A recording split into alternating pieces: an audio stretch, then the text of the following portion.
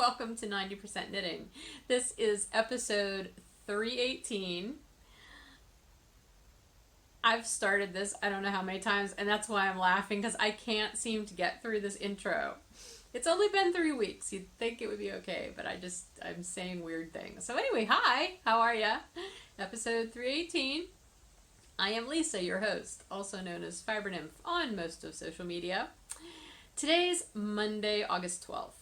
Where has August gone? Can somebody please tell me? Because it's flown. I can't believe we're almost at the middle of the month already. And summer is almost over.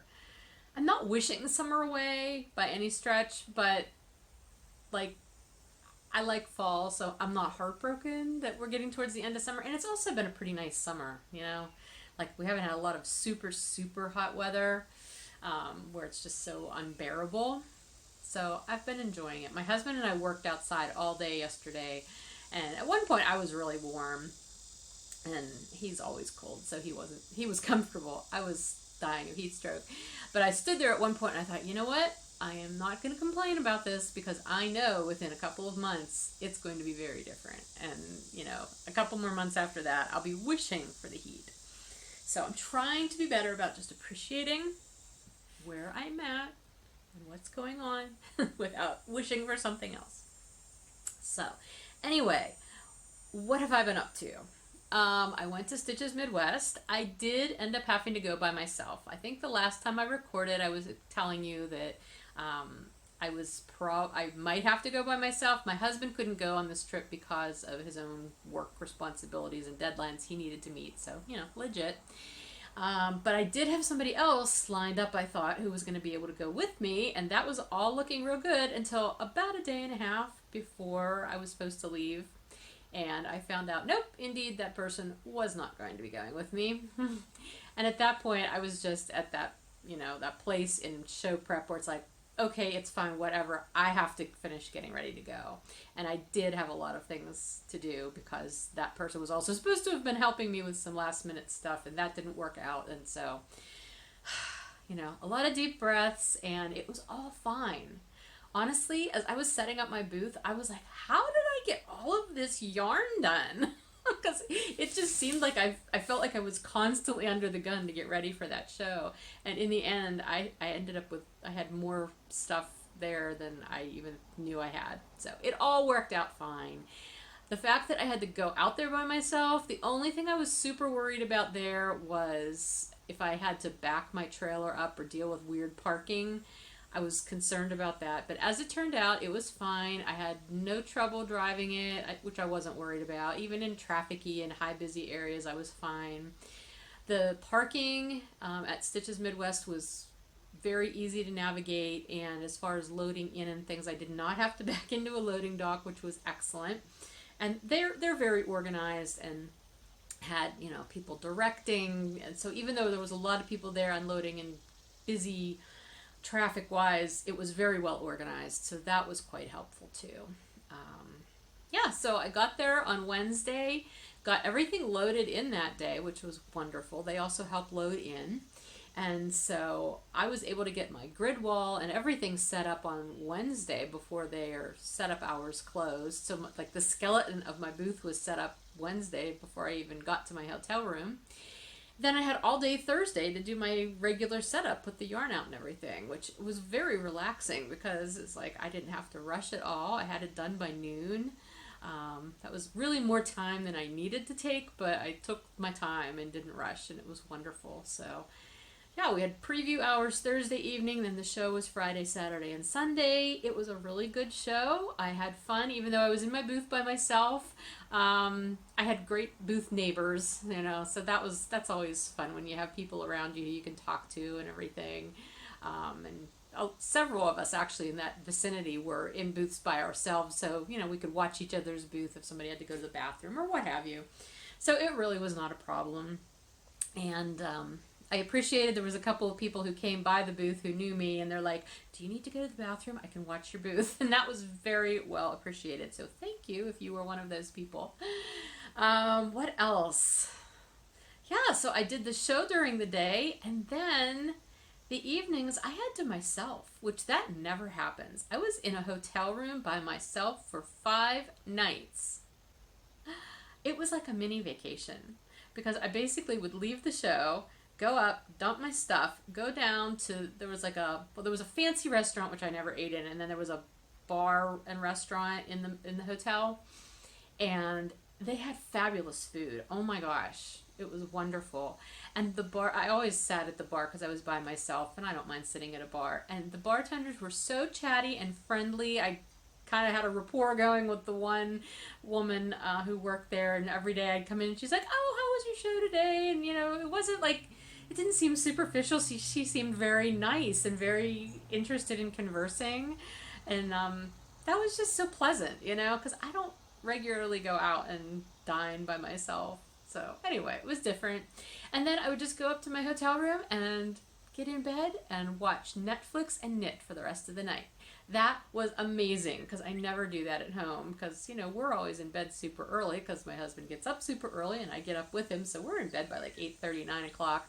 I never get to watch Netflix on the flat screen TV. I know this probably sounds absolutely silly to some of you, but this was a treat for me. So in the end, I kind of felt like the universe had orchestrated this whole trip for me to go by myself just to have the time to relax and regroup, and it was awesome.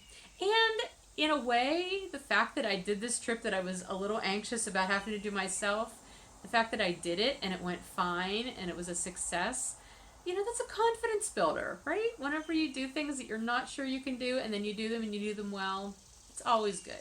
So all in all, it was a wonderful trip. I got home a week ago today, Monday night, and then last week was pretty low key. I had work to do, but I wasn't stressing about anything. In fact, I ended up taking Tuesday off. I gave myself the day off and I took a motorcycle ride, a very long motorcycle ride, longer than I had planned only because I got lost. But that was fine because I had plenty of gas in the tank and it was a beautiful day, so I just rode, and then I ended up where I had planned to end up, which was at a trailhead for the Laurel Highlands Trail, which is a 70-mile hiking trail here in southwestern Pennsylvania. I've done bits and pieces of it. I've never hiked the whole entire thing. I used to think I'd like to backpack the whole thing. Now I'm like, no, that's okay. I'll hike small parts of it as I can. So I did that. I hiked for a couple of hours. It was really hot and muggy in the woods though, and very, very buggy, and I had not put on any insect repellent. So I didn't hike as long as I had planned to, but I had fun riding. I explored a few roads out in that area that I hadn't taken before. I ended up on a very gravelly road at one point, which thankfully I was riding my trail bike, so it was okay. I can do gravel on the trail bike. But I didn't freak out. It was fun. Everything was good. Had a great time that day. And then the rest of the week I just sort of, I worked, but I didn't kill myself working. And I had a show on Saturday. It was a small pop-up show that was kind of a last-minute add to my schedule anyway, and I mainly said yes to it because I knew I was going to be, just coming back from Midwest and I would have a lot of inventory left, which I did. The only thing I did not have left was inversibles. My inversibles almost completely sold out. I had 3 sets of inversibles left when I came back. Bizarre. I've never had that happen before. So I did end up kind of scrambling and dyeing up a whole bunch more inversibles to take with me for Saturday, which I probably didn't need to, but I did anyway because I like to have a collection of those. So anyway, other than that, and then I did the show Saturday, which was fun. It was, like I said, it was just a small little 1-day, 6-hour pop-up, and it was well attended, I thought, for that kind of a show. It was never dead. There were people through the whole day. I really enjoyed it. And if you were one of those people who stopped by, thank you. I really had a good time talking to everybody. And then yesterday, I think I just mentioned, my husband and I spent the day working outside. We were, we have this vacation coming up at the end of September. It's going to be a motorcycle trip. He's taking our sidecar camper rig, which it has a fly in the front that attaches to the pop-up camper. We've never used that though. So, and we also have an add-a room that attaches to the fly, which we've never used. So we were setting that up to make sure everything would work. As it turns out, my husband bought a second camper of the same exact camper that he turned into the sidecar rig, but this one's still a pull behind motorcycle camper. But it's the same model, just a little newer. Yeah, and so we were setting both of them up and making sure that the flies worked and we had the right poles and everything, because we've had to kind of modify the poles and everything. Anyway, you're not interested in that. But we were outside working all day, and that was fun because it was a nice job that we could do together.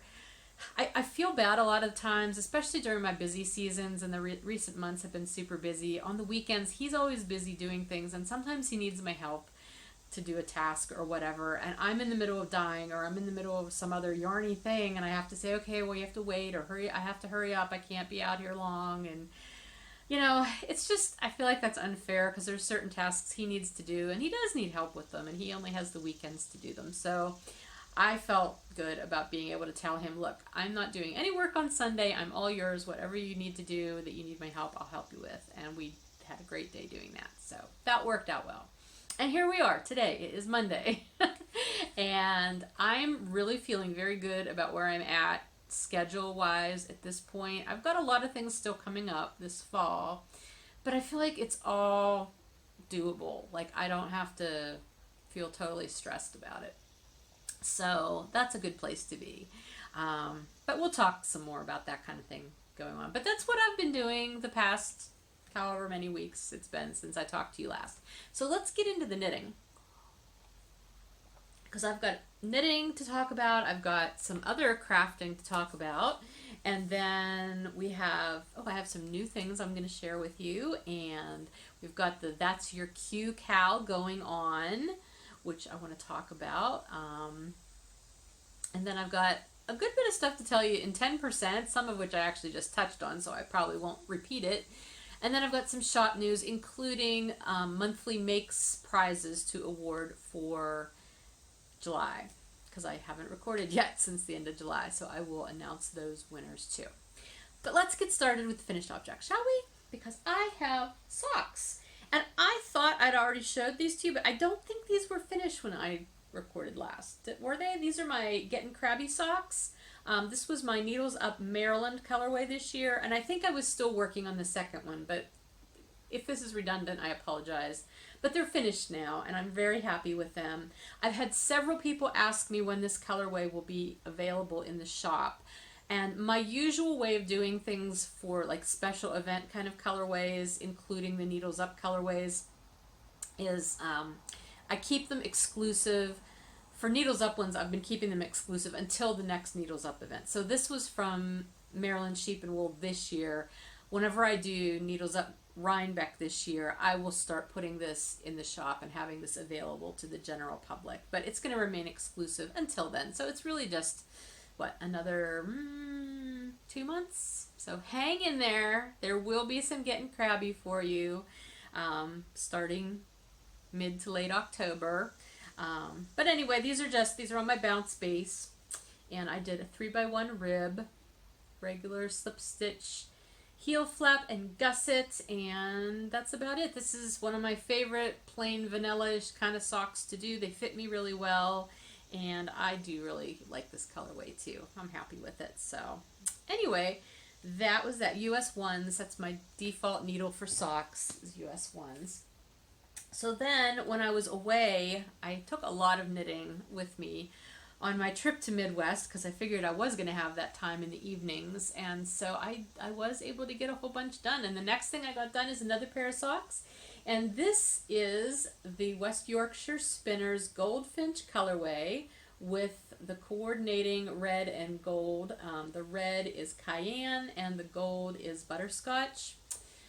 Now, if you've been watching the podcast for a while, you will recognize these as the Matchy-Matchy Motorcycle Socks that I was going to make last fall when my husband and I went on our motorcycle trip out west. I took all the yarn necessary to make a pair of socks for me and a pair of socks for him, and I just thought it would be super fun to have knit them on that trip and have those memories involved. Right.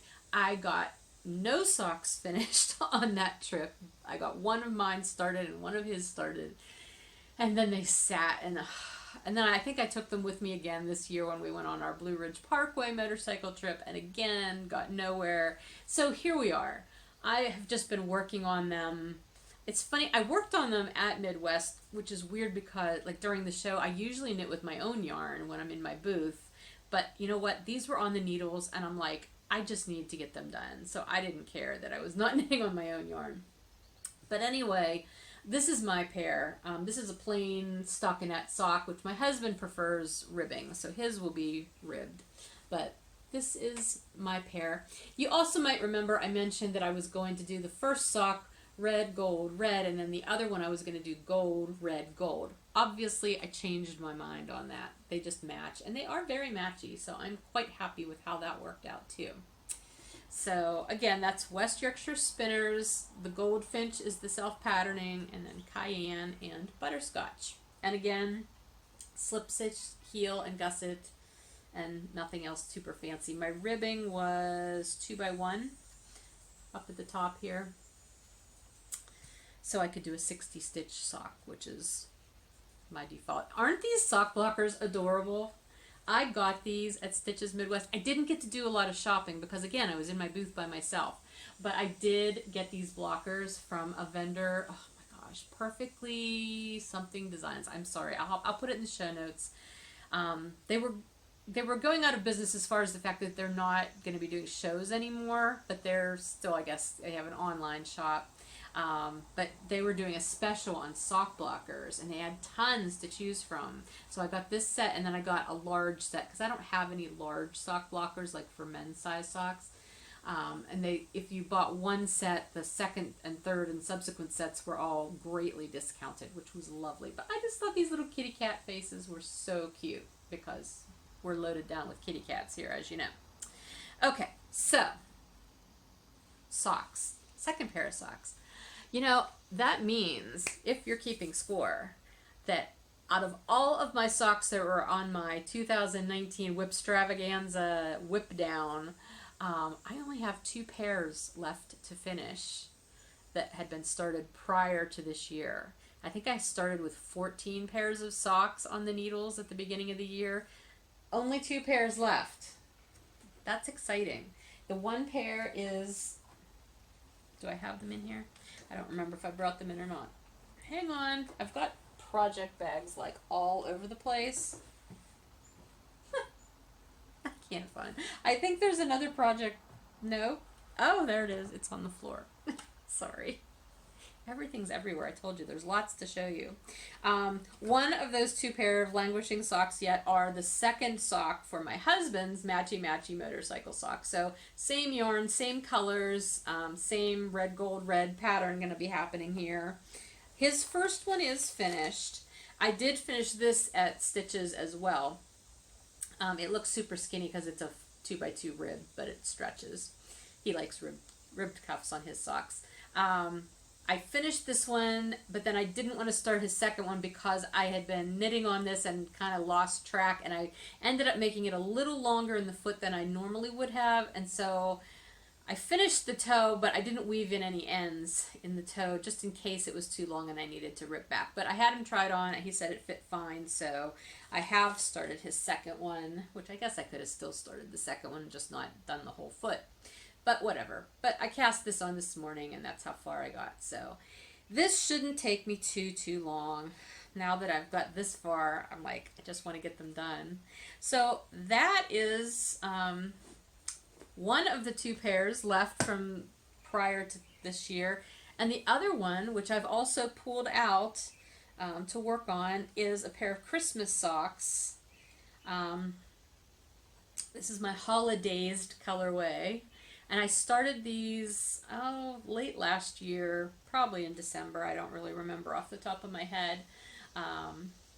But, yeah, this is one of my fun holiday speckly colorways.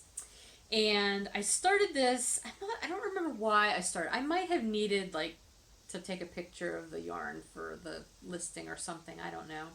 But I started it and I started knitting on it, and I'm like, I really shouldn't be knitting on this right now. I have other things that need to get done sooner.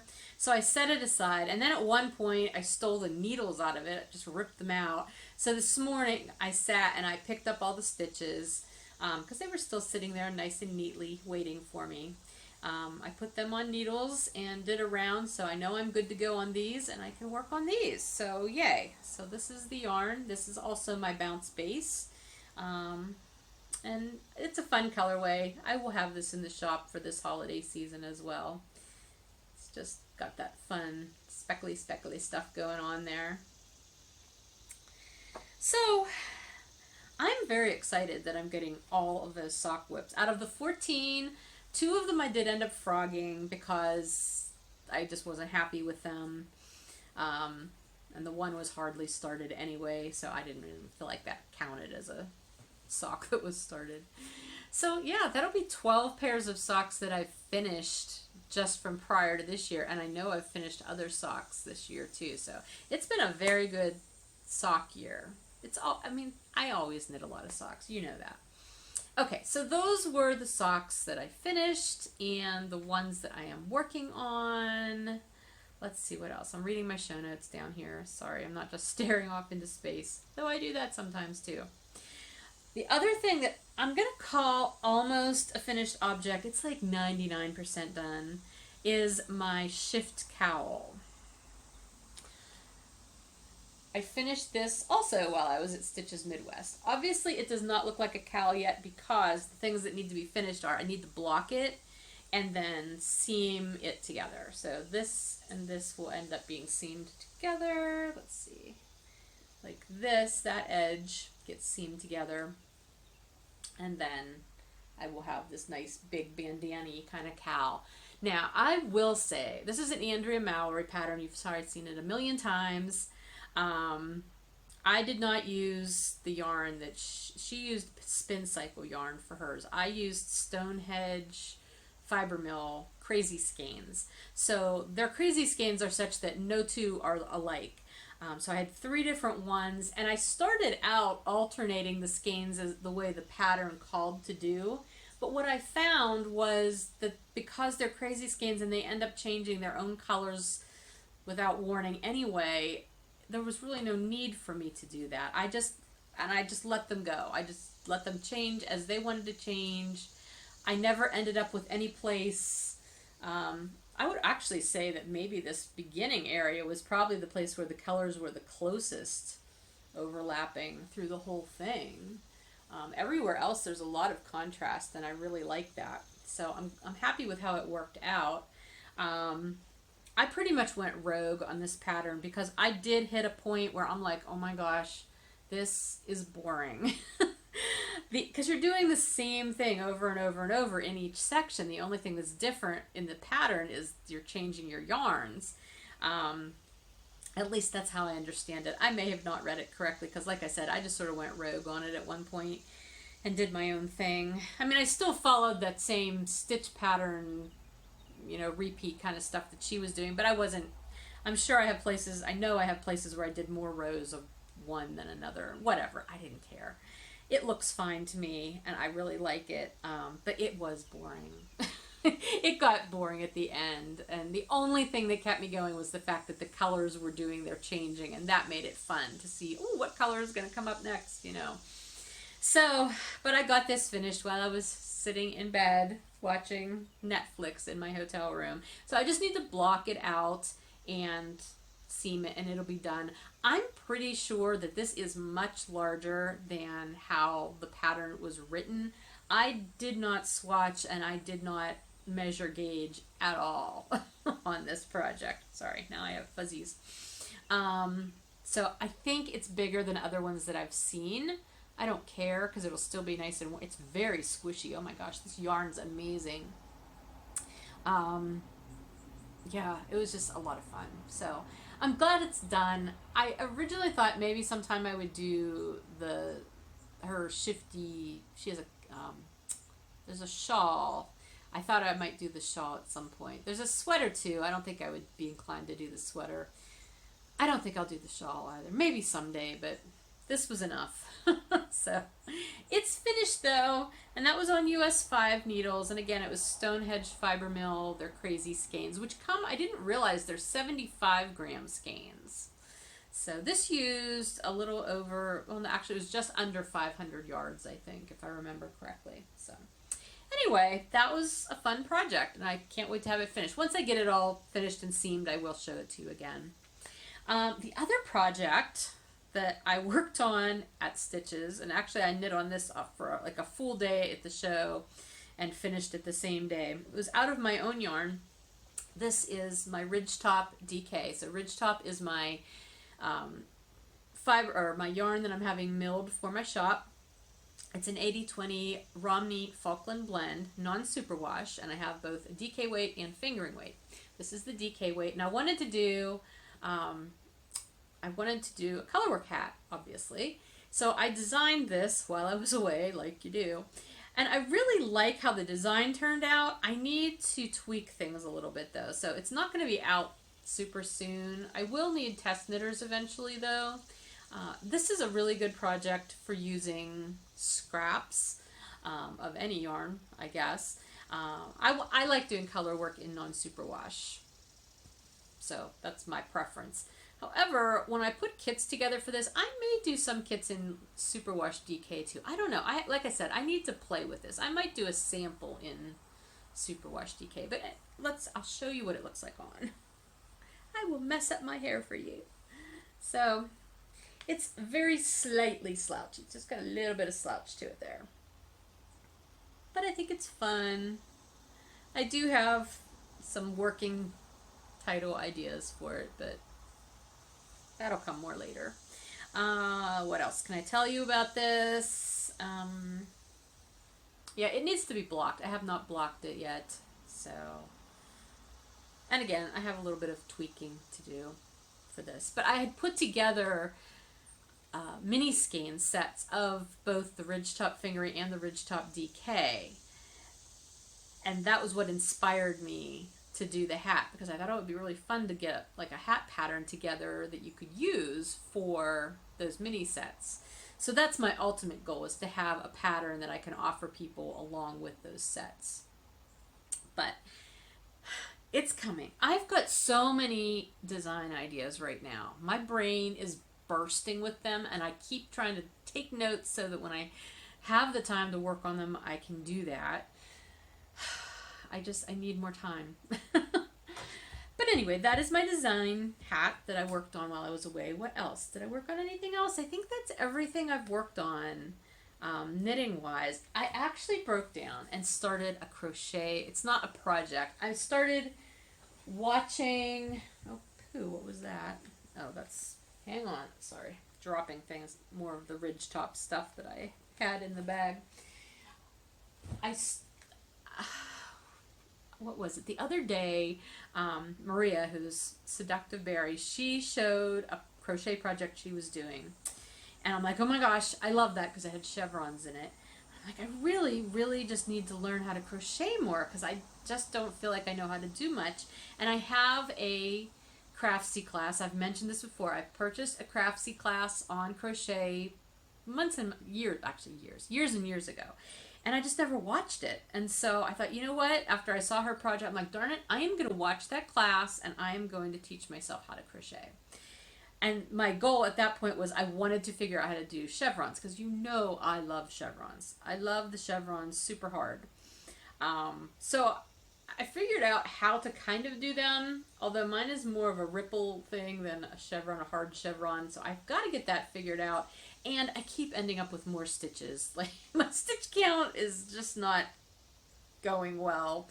I feel like I felt back when I was a new knitter, when you do a row and you end up with all these extra stitches. Like, I felt like it was easier for me to figure out why that was happening with knitting, though, than it has been with crochet, because it's like, I was supposed to have 40 stitches on this.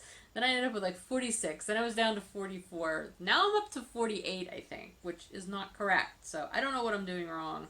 Need to figure it out, but I really do enjoy the rhythmic nature of crochet. That one hook, just the way I don't know, mine, well, I'm sure everybody kind of does it the same way. But everybody has their own technique, you know, kind of like everybody knits differently. So again, these are just scrap minis that I had of Ridgetop DK floating around, and I'm just sort of playing with it at this point. I don't think it'll ever turn into anything, but it's practice and I'm having fun with it. And this is still attached to something, so I'll quit pulling on it. And I'm using a J hook, which I don't know. There's also a 55 on here. Oh, 55 cents. This is a really old hook. I have a ton of crochet hooks that were my grandmother's or my mom's, or maybe they were both. They've passed their way down. I don't know. But I just have them all in one of my craft drawers, and I happen to have the J. The J seems to be working well for the DK weight yarn. So I don't know needles and yarn, or hooks and yarn, the way I know needles and yarn for knitting. I guess I'll learn. Okay, so there was crochet. There was spinning. Oh my goodness, I have got to show you my spinning. I'm so excited about this. So I told you, I've been working on my Fiber Exchange and Spinalong project, right? And the last time I talked to you, I think I was still spinning singles of that blue that I had in my stash that I was going to put together with both my fiber singles and the singles I got from the fiber that my partner Tricia sent me. And sorry, I've got fuzzies all over me now.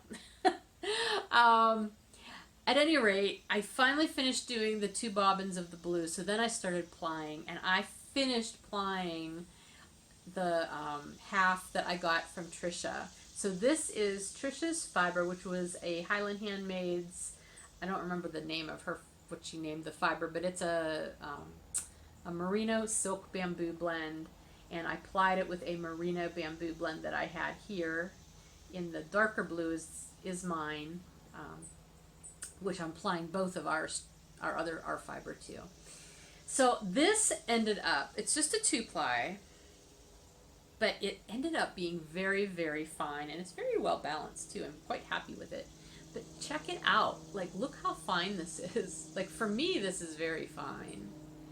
And I ended up with 730 some yards.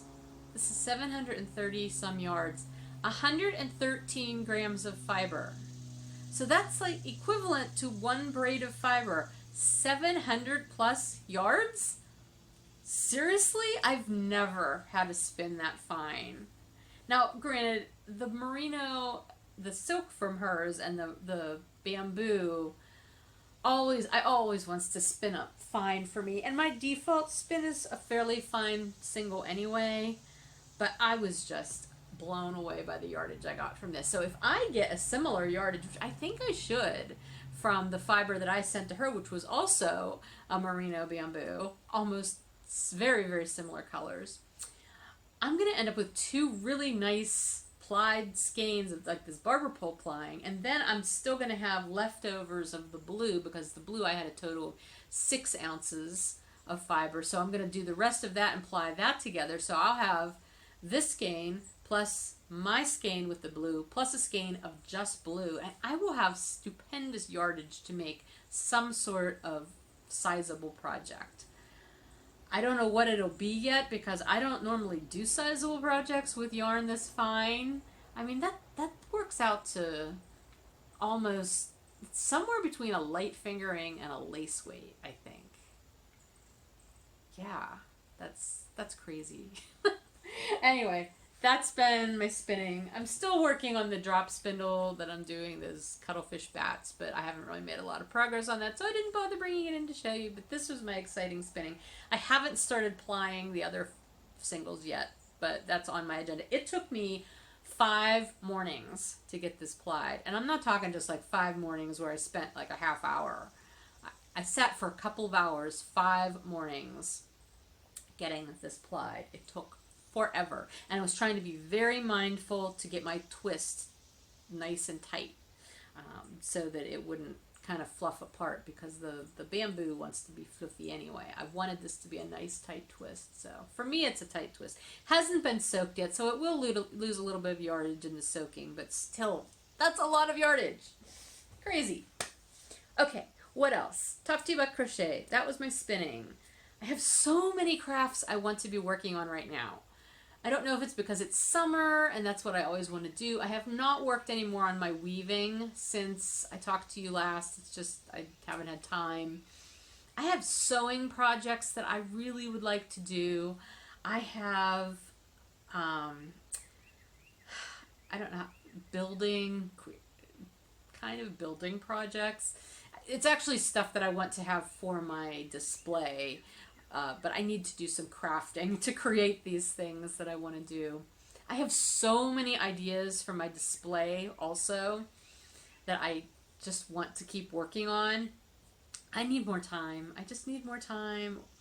I feel like I use my time fairly well. I just need more of it. I don't know. All right, what else? Anything else? Oh, I have on-deck projects. That's what I wanted to share with you. It is the That's Your Cue Cowl, right, which we're going to talk about in a minute. And I have not yet cast on a project for the That's Your Cue Cowl, which started August 1st. So my first That's Your Cue Cowl project is going to be the Hatdana by Denise Bayron of Bayron Handmades. And I'm sure you've seen this because several people have been working on it. It's been posted on Instagram. And isn't it cool? It's this wonderful little like bandana shaped thing that you can use to pull your hair back and, you know, keep your ears warm. But then you can also, I did not print out all of the pictures because there were a lot of like full color page pictures and I did not want to do that. At any rate though, that was her schematic. So you get an idea. So you can wear it over your hair, you can wear it in the front like a bandana, a cowl, kind of to keep your neck warm. I just think it's super cute. And then when I did Fibreshare this year, or well, I guess they do it multiple times in a year, but this was the first time I had ever participated in Fibreshare, which is essentially, if you don't know, it's an international yarn swapping, sharing kind of thing where you get paired up with two partners, one who's sending to you, one you're sending to them. And I apologize, I know the lighting's a little bit weird right this moment because the sun moved here. Oh, there, I'll do that. Now you just have to look at my messy dining room. But I think there will be less glare. Anyway, so I got my Fibreshare package from my partner, Bridget. Thank you, Bridget. And one of the yarns she sent me, as soon as I saw it, I'm like, that has to be this, because I think it'll be perfect. Not least of which because it is purple, and my hair is purple. Can you see the purple here? I'm not even in the sun.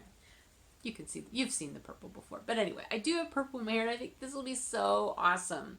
This was beautiful, or is beautiful yarn that she said she got when she was in Ireland a while back, and it is actually tweed spun in Kilcar, County Donegal, Ireland, and there's like 218 yards, so that should be plenty for this pattern. I am sorry that the light is really just weird right now. Give it a few minutes, it'll move, and then it won't be so weird.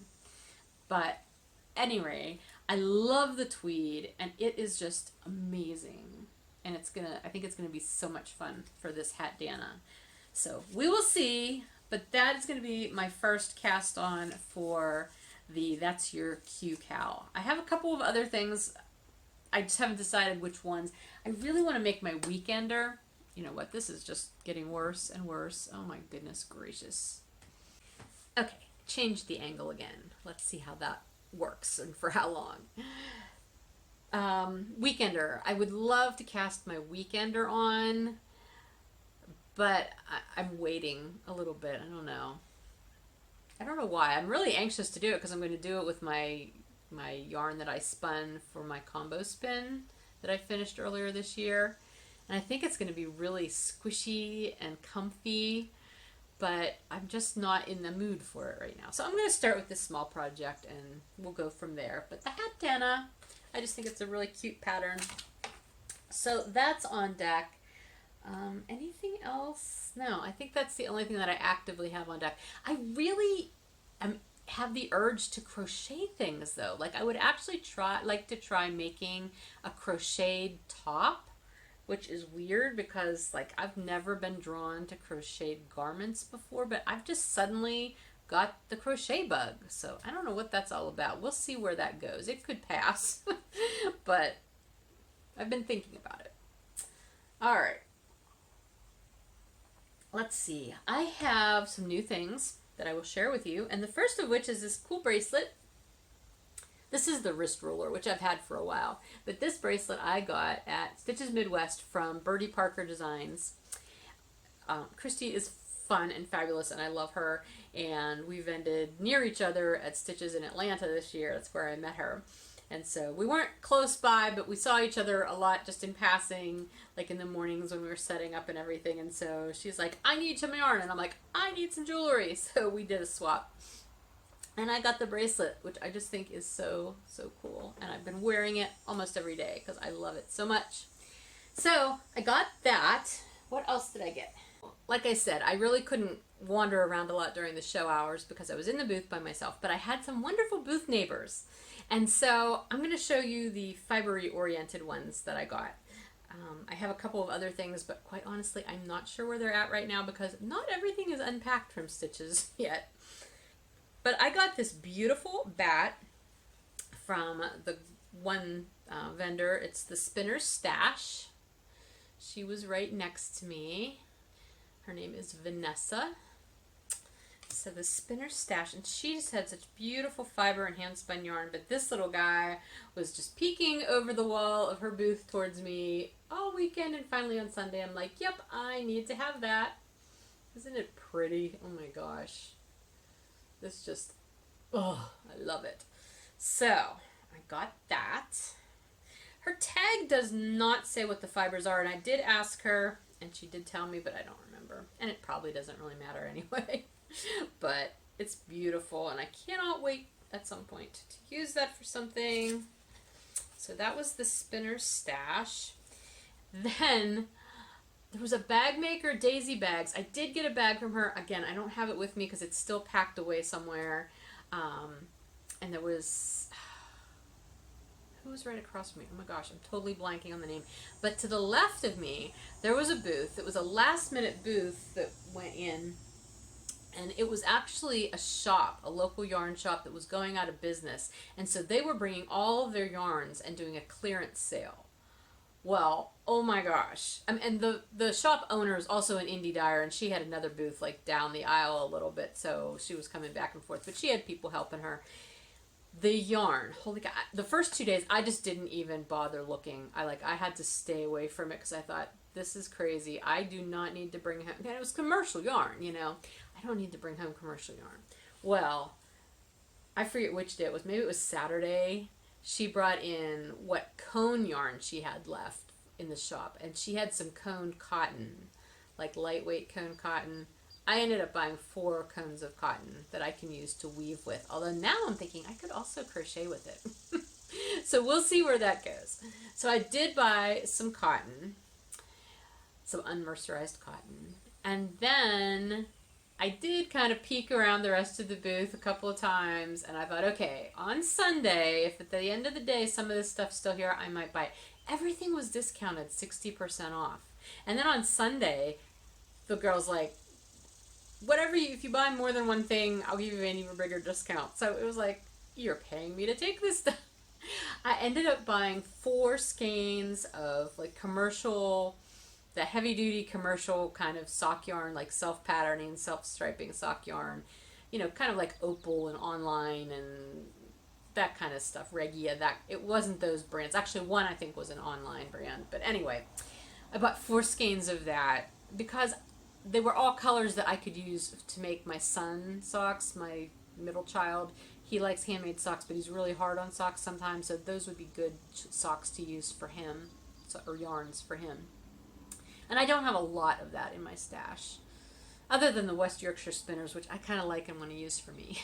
But neither here nor there. So I got that, and I just got, what else did I get? Did I get some? Oh, I got something super crazy. I can't show it to you today because it's weird, and I don't know what to even say about it yet, but at some point you'll see it. So I got that, and I got some needles too, like really, really big knitting needles, like size 50, and a giant crochet hook too, like around that same size. I bought them more to have as props for photography, but they were super affordable at that sale, so I got those. Yeah, it was just nuts that all the stuff they had in there, and I'm sure they made a ton of money doing that. Whatever. Anyway, those were my main purchases at Stitches. I did have the joy of getting to meet Benita, who's Benita Story, the fiber pusher. She came by the booth. I'd never met Benita before. I've known her online for quite a while, and she was so sweet. I mean, she was sweet in general, but it was so sweet of her. She brought me yarn, and it smells so sheepy. It is amazing. It's a 4-ply CVM with like 4 different colors. She and her partner are actually going out of business as far as their yarn business, because they would buy fleeces and then have them milled and created into yarns. And she said they sometimes had some fleeces that were really too small to do anything with. So then this one, they did like 4 different fleeces is how I understood it, and had it made into this really pretty barber pulled yarn. Isn't it gorgeous? I would never even die over this. I would just knit with this the way it is. So I don't know what I'm going to make. It's an Aran weight, about 250 yards, but it would make something fabulous. And I just love it. Thank you, Benita. And she also made me a couple sets of stitch markers, which are super cool. And oh my gosh, the stitch marker swap at Stitches Midwest. I took part in that this year. So if you do the stitch marker swap, they tell you make like 100 stitch markers or have them. You don't have to make them. You can buy them or whatever. But the point is, you go around to all the other booths and you look for people who are wearing the stitch marker swap button, and you swap stitch markers, and you get to meet people, and it gets, you know, it's a way to get people to come to your booth too if you're a vendor. So I did that, and that was so much fun. But oh my goodness, I have dozens and dozens and dozens of really cool stitch markers now. It's crazy. Do you think I'll be able to find one when I actually need one for a project? Of course not, because they're never right where I need them. But I will never ever need stitch markers again. Although I did actually trade for stitch markers this past weekend with the vendor across from me, just because I know her. She was eyeing some yarn, and I'm like, hey, do you want to trade? Because her stitch markers are pretty. I didn't bring those in to show you because I forgot about them. And I think they're still out in my car with all my other stuff. Anyway, lots of stitch markers. Oh my goodness. So that was stuff that I got at Stitches Midwest. And then I'm just going to show you the other yarn that I got from my Fibreshare partner. She also sent me some extra goodies. She got a really cute little kitty cat tape measure and a pen and a little, it's a journal called Burn After Writing. It's like a journal with prompts and everything. It's really fun. So, but she sent me some fabulous yarn. So I already showed you that Irish yarn, that tweed. Well, she also sent me these minis.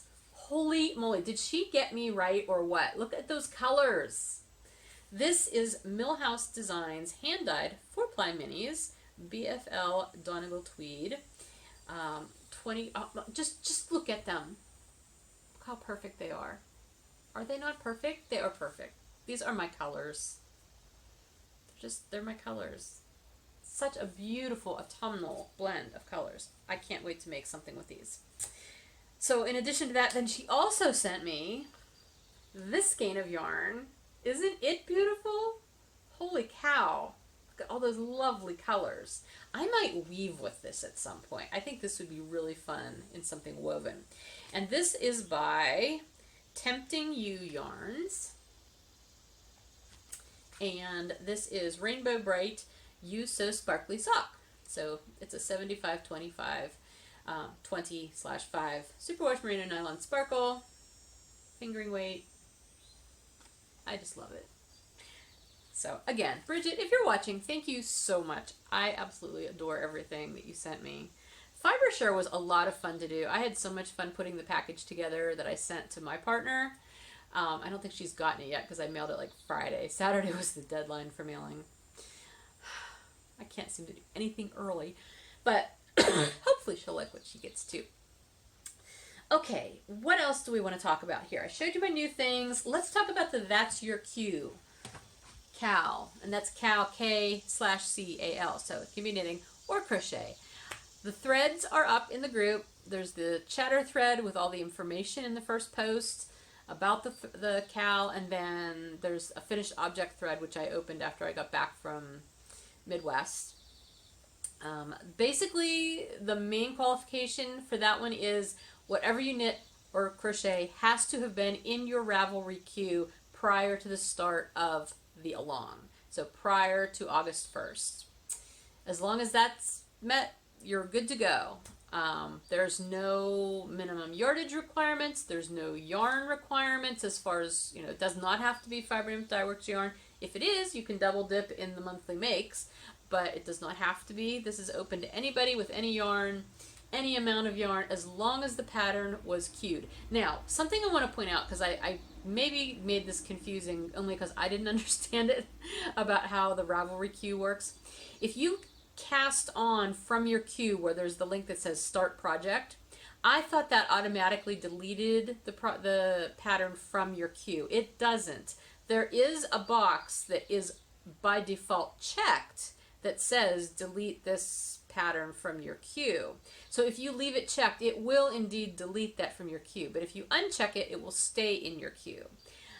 And I originally thought, okay, I need people to keep their these patterns in their queue so that I can verify that they were actually queued prior to the start of the along. However, someone pointed out to me that as long as it was in your queue and you start it from your queue, your project page will say when the pattern was originally queued. So that only works if you use that Start Project link from your queue. If you do that, your project page on the right hand side at the very bottom of all that stuff, there's a little small print thing that has all kinds of dates, like if it was ever hibernated, you know, your project, or when you started it, all those things. But it will also have originally queued and the date for that. So I can use that as well to verify. However, if you have something queued but you just start it manually without using that link, that will not show up. So you do need to leave the pattern in your queue. Honestly, I think just to be safe, leave the patterns in your queue. It'll make life so much easier, because I would hate for you to knit something from your queue and then not be able to win because I can't verify when you had the pattern queued.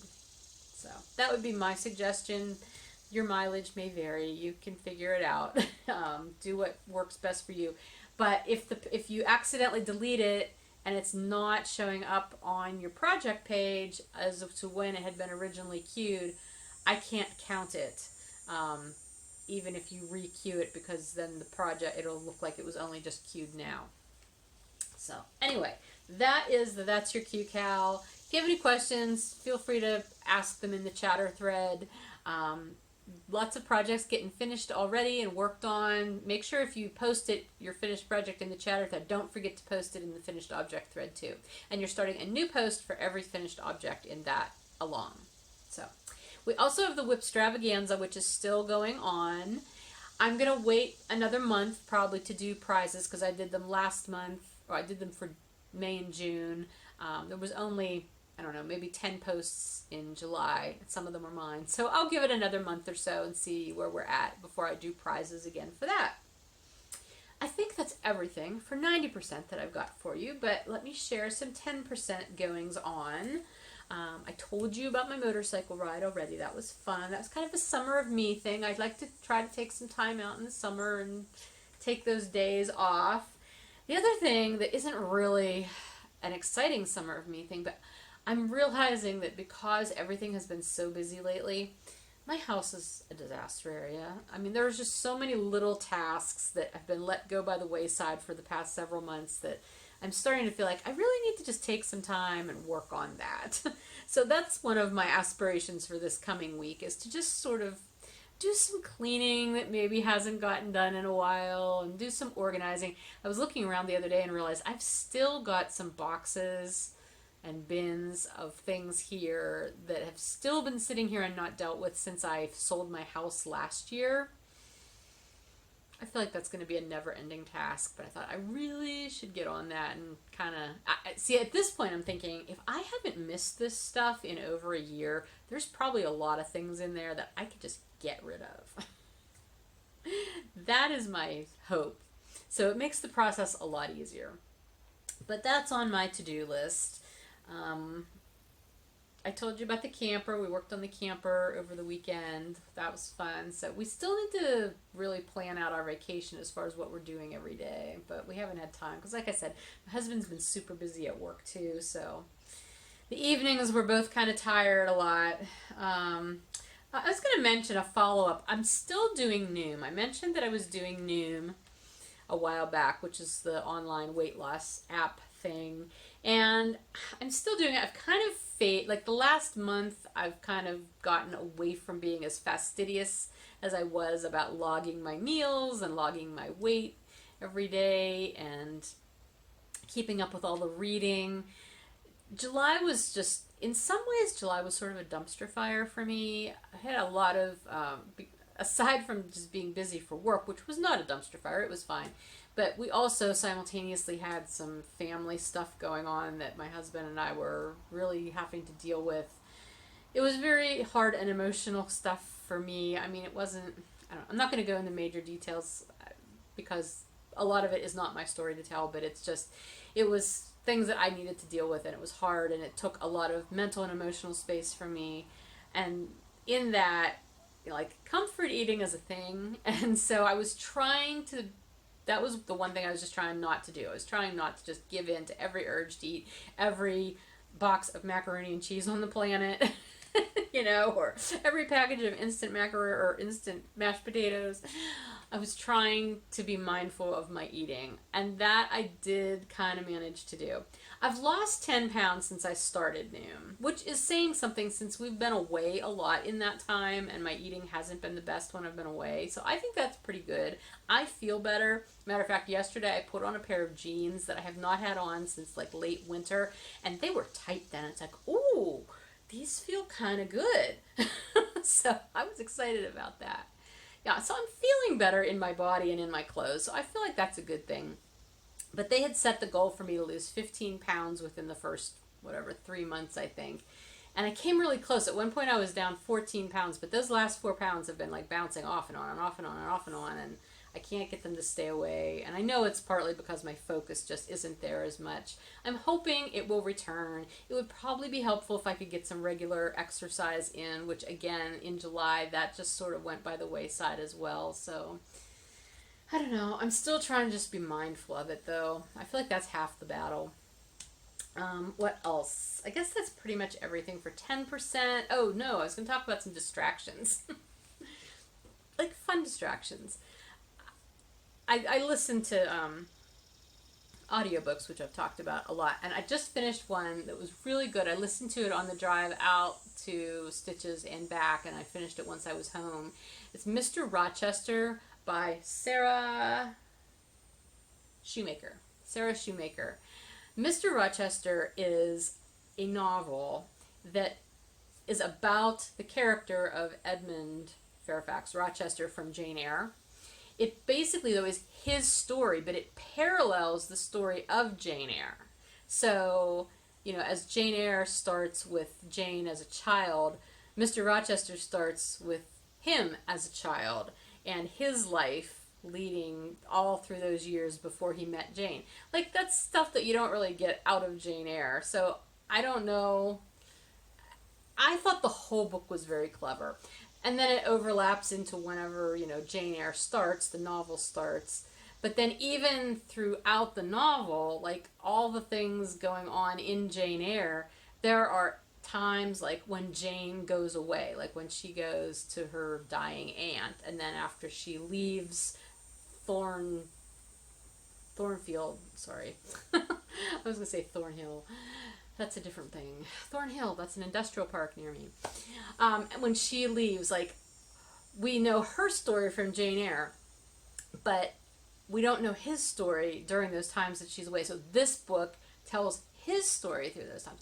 It was so well done, I thought. There were certain parts I thought, okay, this is a little corny. And there were other parts where I'm like, oh, it seemed a little contrived at points, but not much. It was just, and there were things that were alluded to about his life in Jane Eyre that she fleshes out, using her own ideas. Really cool. I enjoyed it a lot. If you're a Jane Eyre fan, I would suggest reading it or listening to it. I hope you enjoy it as much as I did. If not, I'm sorry, but I think it was pretty good. So that was Mr. Rochester by Sarah, I can't remember, Shoemaker. I can't remember her last name. Other than that, I binged all of the seasons of the Great British Baking Show on Netflix. I think there were 6 seasons maybe, and I started from the most recent one that they have up and worked my way back. And I thought I had originally watched more seasons than I had. I think I really only watched the first one and maybe part of the second one, at least the ones that are on Netflix. I'm not sure if there may be more that were done that aren't on Netflix, but out of the ones that were done, I think only one seemed super familiar to me as I was watching it. So I enjoy that show. I think it's fun. So yeah, that's what I watched a lot of that while I was away, sitting in my bed watching the big flat screen TV in my hotel room. So those have been my distractions lately. I am listening to another audiobook now. It's one of the great courses, so it's a nonfiction book, and it's about food history, which is very interesting. Like food history from different cultures through all of time. It's very interesting. I'll let you know more about that when I finish it. All right, I'm going to do a little bit of shop news here. If you're not interested, that's fine. I will catch you next time. But if you do want to hear about what's going to be happening both in the shop online and some upcoming vending that I've got going on, stick around. Hi guys, it's Lisa from the future. I started processing the podcast, and right at the beginning when I was listening to myself say, oh, and I've got the monthly makes prizes for July, I'm like, oh, I didn't record that segment.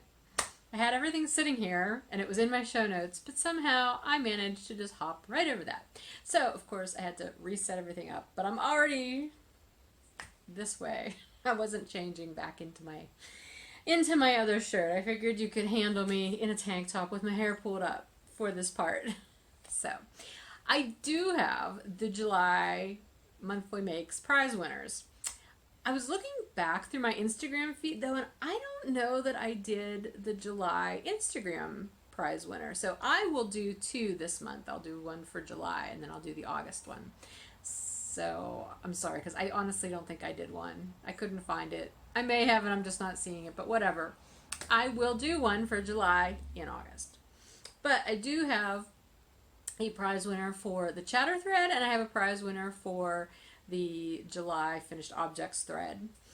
So I'm going to announce those now. But first I'm going to show you what your prize options are. As always, I have 3 prizes because there's 2 prize winners and I want you to have an option. So your 3 prize choices for this month are, this is a set of inversibles, but it's worsted weight inversibles. I've done worsted weight inversibles in the shop before, but it's been a while. I am going to bring them back and do them again this fall. But in the meantime, I had a special order for a set. And since they get dyed in sets of 2, this is the other set. So I'm putting this up for grabs as a prize. So this is the orange lemon combination in worsted weight inversibles. They work just like the sock weight ones, just heavier. So they're great for mitts and, well, I guess you could do heavy duty socks, but anyway, you get the picture. So there's that. And then I have one of my around and about hat kits, which I'm not offering these in the shop anymore, so what ones I have left will probably show up as prizes now and then. So this is lime green, and then you have a magenta and a carrot juice mini, so you can do 2 hats, or you can mix and match your colors, whatever you want. And you get the pattern code for that as well. And lastly, I have a skein of my Ridgetop fingering weight, and this is in the dark to raspberry fade self-striping color. So people have done non-superwash socks with these if you would like, with this yarn base, or you could do anything else that stripes. So that's your 3rd choice. So those are your prizes. Once I announce the prize winners, as always, please PM me on Ravelry and let me know your mailing address and your top 2 prize choices. And whichever one is available is what I will send to you. Whoever gets to me first gets first choice, obviously. Okay, so for the chatter thread, the July chatter posts were 622 through 706.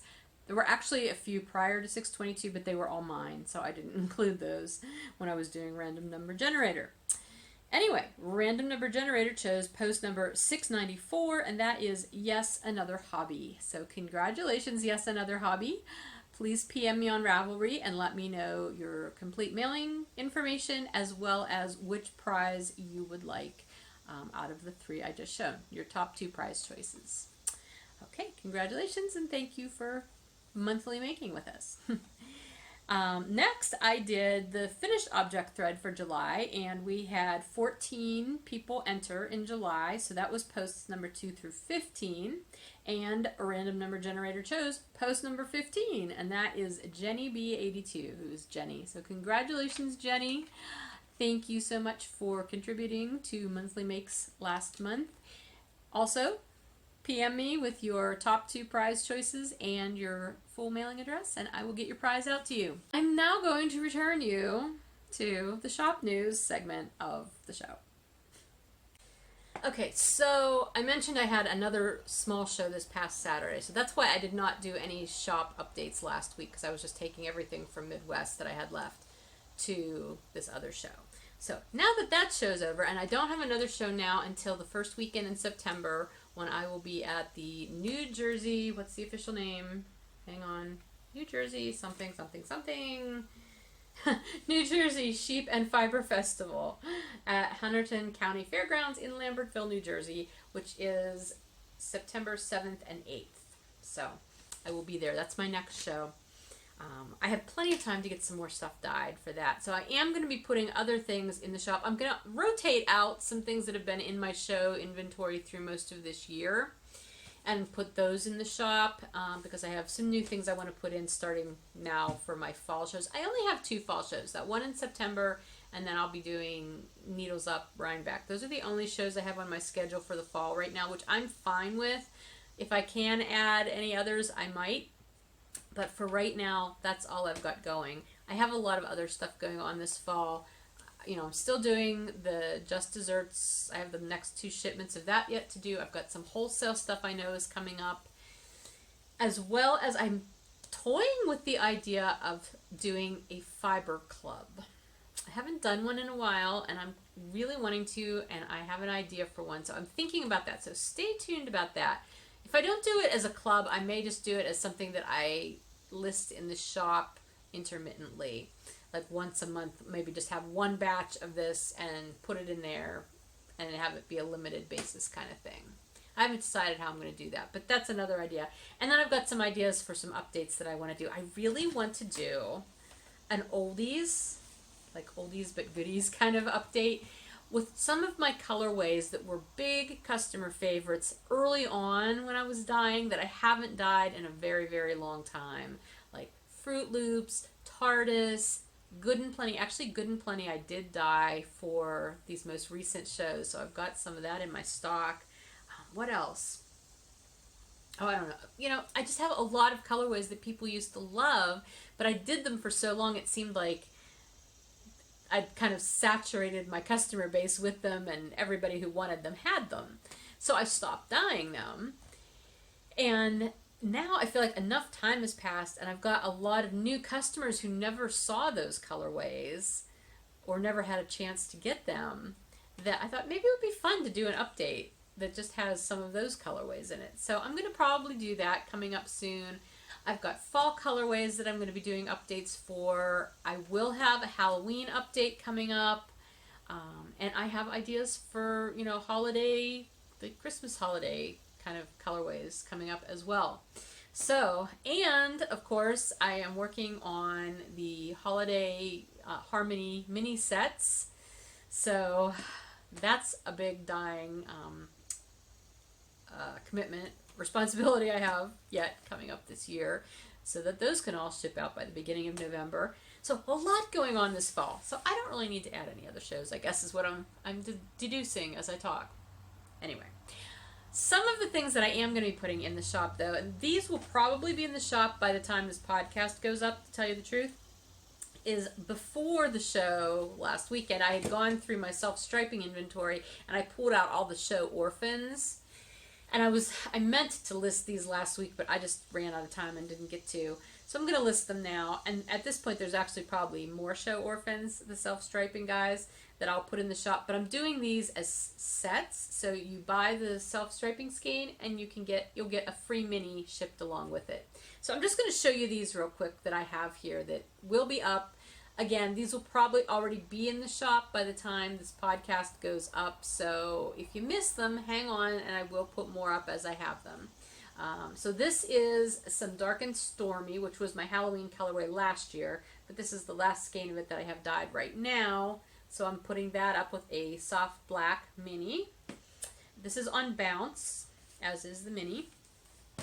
Then I have a skein of Cosmic, and it's going up with a mini skein in Fuchsia, and this is also on Bounce.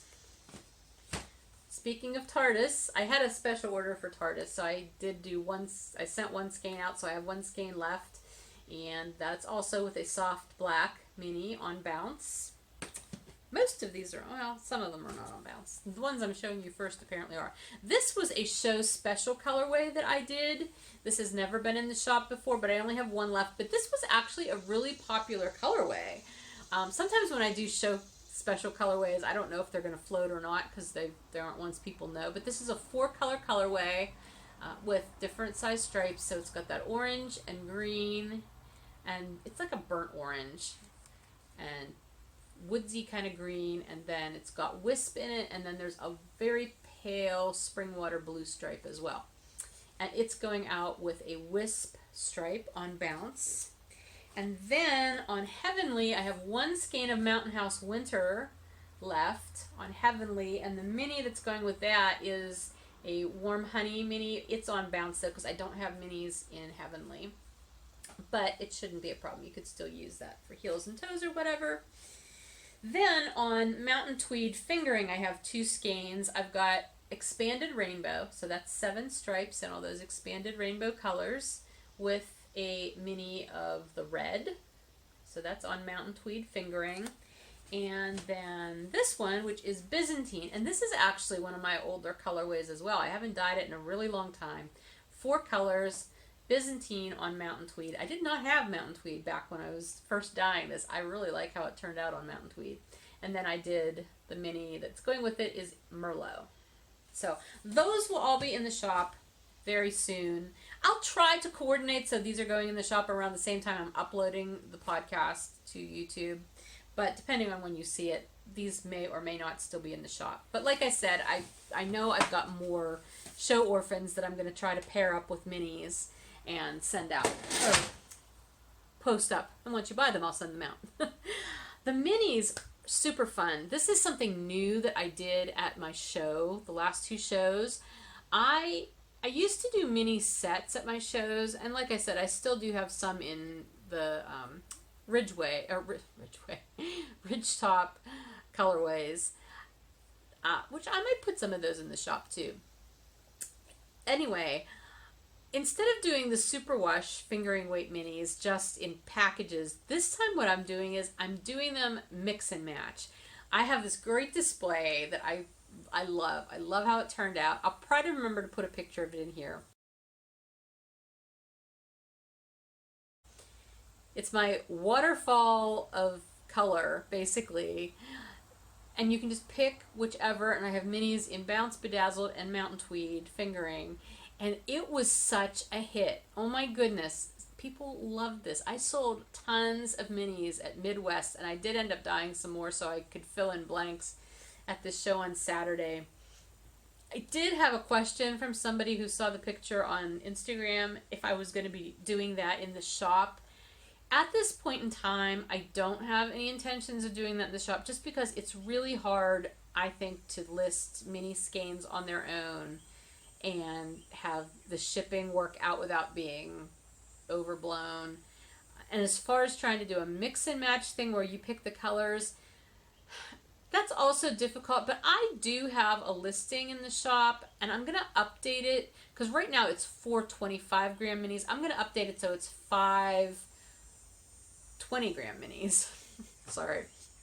So that will essentially be the same thing. It's the Knitter's Choice mini sets, which I've had forever. Like, I've had that in the shop all the time. I don't remember if it's an active listing right now or not, but I'm going to redo it so that it's 5 20-gram mini skeins and you can pick from the colors that I have available for that.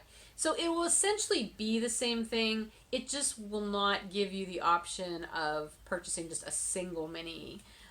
Again, that's just a little bit too different. But if you want to pick and choose your colors, and you can pick and choose your bases as well, I'll make it available in that way. That's probably a happy medium if you can't come to shows and see my wall of minis, my waterfall. So, all right. So as I said, New Jersey Sheep and Fiber Festival is that first full weekend in September, the 7th and the 8th.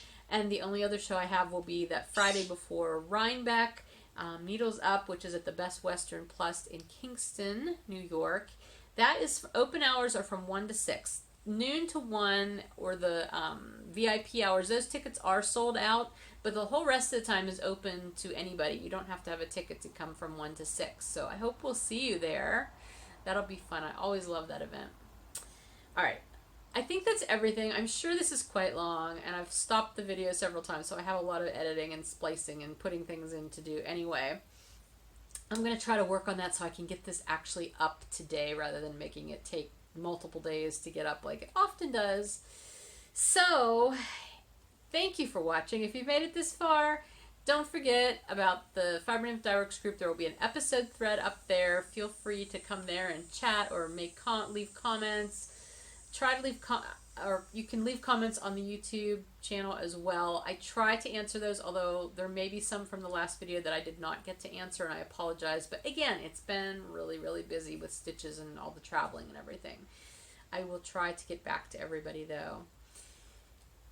Other than that, have a good week, and I will hopefully get to record again next week at some point.